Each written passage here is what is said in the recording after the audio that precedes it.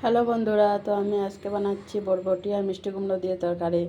তো সেটা কেমনভাবে বানাচ্ছি দেখে নিও। এখানে দেখো ওগুলো মিষ্টি কুমড়ো আর বরবটিগুলো ছোটো ছোটো করে কেটে নিয়েছি। এখানে কিনেছি পেঁয়াজ, রসুন, কাঁচা লঙ্কা, টমেটো। তো দেখো এগুলাকে সব এই সাইজের করে কেটেছি। টমেটো, পেঁয়াজ, রসুন, কাঁচা লঙ্কা এই সাইজের করে কেটে নিয়েছি। এদিকে কড়াইটা গরম হয়ে গেছে, এতে কিছুটা গোটা জিরা দিয়ে দেব। তারপর এতে রসুন দিয়ে দেব। আগরে বাচ্চা ছোটো বাচ্চা থাকলে কাজকর্ম করা অনেকই কষ্ট। দেখো না, রান্নাঘরে স্লিপে বসে রেখে ওকে কাজ করছে, সারাক্ষণ পিছিয়ে পিছিয়ে পিছিয়ে ঘুরে আর জ্ঞান জ্ঞান করতেই থাকে। রসুনটা আবার লাল লাল ভাজা হয়ে গেছে, এতে দিয়ে দেবো পেঁয়াজ। পেঁয়াজটা একটু লাল লাল ভাজা হয়ে গেছে, এবার দিয়ে দেবো কাঁচা বরবটিটা। বরবটিটা দিয়ে কিছুক্ষণ এভাবে নেড়ে ছেড়ে 2 মিনিটের মতো, তারপর মিষ্টি কুমড়োটা দিয়ে দেবো। হালকা ভাজা হয়ে গেছে, এবার এতে মিষ্টি কুমড়োটা দিয়ে দেবো।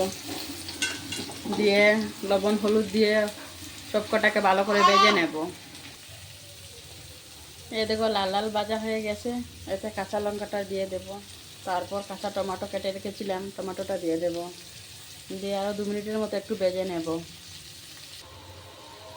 তো দেখো ভাজাটা হয়ে গেছে, তো এবার দিয়ে দেব ধনিয়া গুঁড়ো আর লঙ্কার গুঁড়ো দেবো।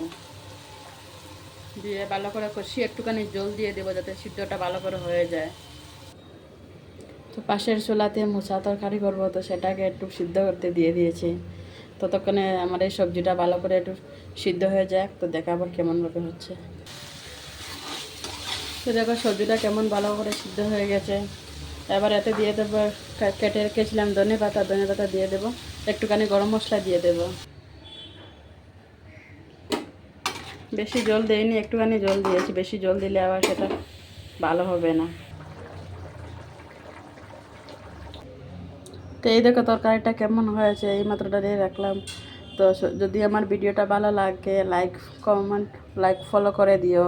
আর কে কোথায় থেকে দেখছো কমেন্টে জানিও প্লিজ। ধন্যবাদ।